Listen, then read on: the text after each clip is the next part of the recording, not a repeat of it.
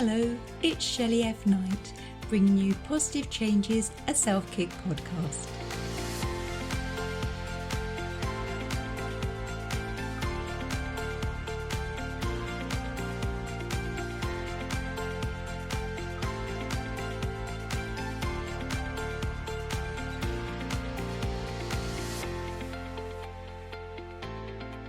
In this episode, we're going to look at moving from fear to faith. But what is fear? Well, psychologists define fear as a purely emotional response to a real or simply perceived threat. Fear can be related to future events such as worsening or continuation of conditions that are perceived to be unacceptable or have a sense of imminent danger about them. The most commonly recognised fears include fear of ghosts and demons, cockroaches, snakes, spiders, water, bridges, tunnels, enclosed spaces, needles, failure, people, public speaking, social rejection, intimacy, examinations, driving, flying, heights, clowns, death, terrorist attack, criminal war, gang violence, the future, and being alone. These are just the most common ones, not the most exhaustive list, just some of the most common. In society, we carry so many fears, whether they are physical, social, emotional, political, or global. And we all experience fear, whether we are introvert or extrovert, young or old, strong or weak, rich or poor, we are all human. Whilst our basic level of fear is helpful in triggering our fight or flight responses in attempts to keep us safe and alive, the downside to fear is when it holds you back from doing something new, positive, or fabulous. However, fear over an unknown outcome in the future can actually cause more damage to our lives than feeling the fear and doing it anyway. Our descendants may have feared how to survive in the wild, but they never feared public speaking or getting that job promotion, showing us that fears change as much as life itself does. There is a great difference between our natural human instinct to sense danger and our tendencies to defend our fears as a reason to not break through into our great level of life. So let's look at ways in which we can overcome some of our fears. Understanding your fear. Fear happens when we write a fictitious story of things to come, even though there is no real way of knowing the story and life chapter that lies before us. Whilst you may feel unable to trust the unpredictable life episodes, you must learn to trust yourself. No thoughts, ideas, planning, or cheerleading can help you conquer your fear. The only way to truly conquer your fear is to take action.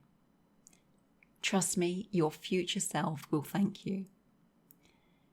So understand your fear. Where has it come from? Is it justified? There's an element of feel the fear and do it anyway. So understand it and then move on. Next, truth seeker. We create so many fears of what might come to be. Rather than creating action, every new fear that we face will have two outcomes.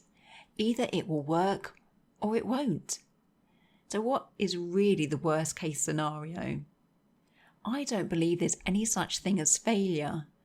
When we fail at something, we've just learnt one way not to do something. We are one step closer to finding what does work. I've said it before and I'm going to say it again. We need to feel the fear and do it anyway. When I start defending my excuses in life, my friend will call me out and say, "What one thing would you do if you knew you could not fail?" So listeners, what one thing would you do if you knew you could not fail? Let me say that again. What one thing would you do if you knew you could not fail? This is called truth seeker. So I want you to find your truth of who you are, your character, your integrity, talents and intentions. When you start to know and trust yourself more, your confidence will increase and the fear will naturally decrease as you start to believe in yourself and your desired outcome. Start fulfilling your dreams rather than fearing your dreams. And leading on from this, you can do this because you are alive. Yep, you are alive. Unless you are just going to lie in bed each and every day, everything you do comes with a small margin of risk and often a feeling of fear too. The fact that you are experiencing these fear-inducing sensations, such as trying your hand at public speaking or applying for that job promotion, is a positive in itself. You are alive and functioning, a privilege denied to many. From my years in palliative care, my beautiful patients would reflect back on their lives, and they truly wish they had not wasted so much time and energy on fearing for the future, as whatever is destined to happen will inevitably happen. 95% of what we fear never actually happens, and the other 5%, I'm sorry to say, we can't control anyway. Live your life while you are alive. Work towards facing every little fear that comes your way, as this is a privilege denied to many. Next, you've heard this a few times now, but feel the fear and do it anyway. Most people fear stepping into an unknown, but everything in life is unknown until it occurs. Nothing is known for certain, so do not allow fear to grow. Allow yourself to grow. Your fear will be uniquely different from anyone else's. And it feels different. It is different because you're different. Your fears may come like a paralyzing bolt of lightning, or it could be a gentle rippling that's been present for a few days, weeks, maybe months at a time. These are your fears. So whilst they're yours, you can work with them.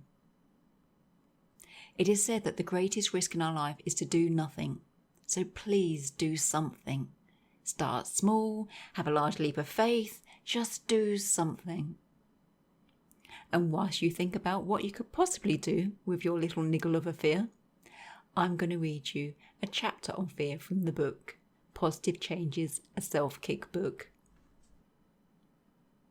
Kakorrhaphiophobia. Kakorrhaphiophobia. No, see, I can't even say it. This is me feeling the fear, doing it anyway. Kakorrhaphiophobia, or achiophobia, is the fear of failure. I would experience failure straight away if I attempted to spell Kakorrhaphiophobia without copying it directly from the book. So what if I failed? Is failure really the worst thing that could ever happen to us? Does it make us any less of a superb human being? No. Failure can have an accumulative effect too. For the longer we fear trying something, the bigger the task appears, even though it's still the same size task it always was.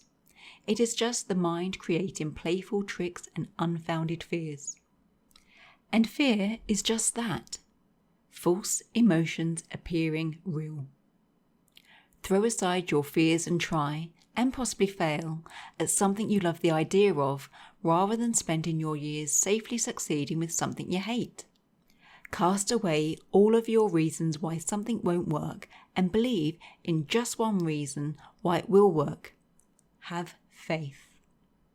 I have tried numerous ventures over time, none of which have lasted, but I do not believe if you are trying and enjoying things in life, you should ever perceive yourself as a failure. Possibly an indecisive sod, but never a failure. Moreover, it should be noted that if you failed at something once, it does not create a truth that you will fail at everything you ever lay your hand at in the future. There is more than one way to skin a cat, as the saying goes, And whilst I dislike lacerating disloyal furry felines, this book does not require or recommend that you skin one as part of your path to happiness.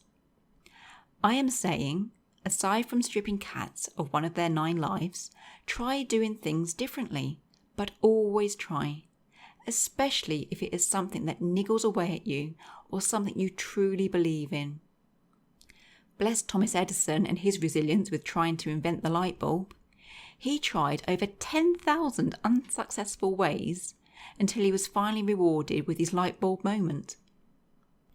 It is alleged that he never believed he had 10,000 failures, but rather that he had found 10,000 ways that did not work, which despite being the same outcome, sounds far more positive. One positive brownie point for Mr. Edison. Are we genuinely scared of ourselves if we fail, or are we scared of the judgment that may be forthcoming from others? You know what? Screw them. What were the alleged expert judges doing with their life whilst you were out living and changing yours? You should see failure as a positive, as how you deal with failure will inevitably be how you deal with your forthcoming success. Failure can be a truly positive experience. You can simply start again, but armed with a greater insight, knowledge, and inner strength that you may have been unaware of, but can now carry forward in your little toolkit for life as you trundle forward to your next venture. So what else can you try? Try some time out. Step away from your busy thoughts to distract yourself from the worry. Try going for a walk, having a cup of tea, doodling on a page. Breathe. Always a positive in life, I find. Breathe to help calm that adrenaline-filled body down. I try placing a hand on my stomach or my chest and become really aware of my breathing and slow it down. Avoid perfection. Life is a messy blend of good days and bad days, and there is no such thing as perfection. So simply know you are enough. Don't get stuck from not trying because you think everything has to be perfect. No one is perfect, so no one's definition of what perfection is perfect, because nothing is perfect. It's just good enough. Just try. And celebrate your small wins.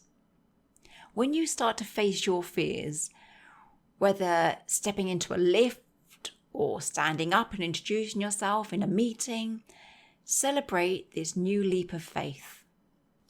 Any size positive change is most worthy of recognition, so treat yourself. A beauty treatment, a book, a slap on the back, a night in with you and your soul, whatever. Celebrate the small wins, the small steps. So in this episode, we've looked at moving from fear to faith. We've looked at what is fear. I've asked you to understand your fear. Be a truth seeker. I've told you about how you are alive. Use that. Feel the fear and do it anyway. Take time out. Time out from your busy thoughts. Breathe. Avoid perfection and celebrate your small wins. This has just been a bite-sized episode encouraging you to just take a leap of faith or a tiny step. Just do something whilst you're here and alive and thriving, and that niggle for a better life is there. And if your fear is public speaking or being heard or being visible, you will love the next episode because it's all about speaking your truth.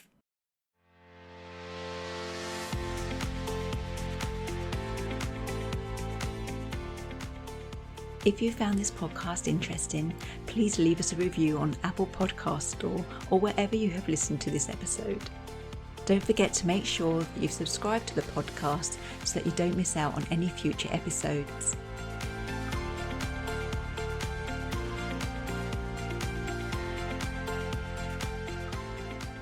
Until next week, keep creating those small positive changes. I've been Shelley F. Knight, and you've been amazing. Thank you for listening.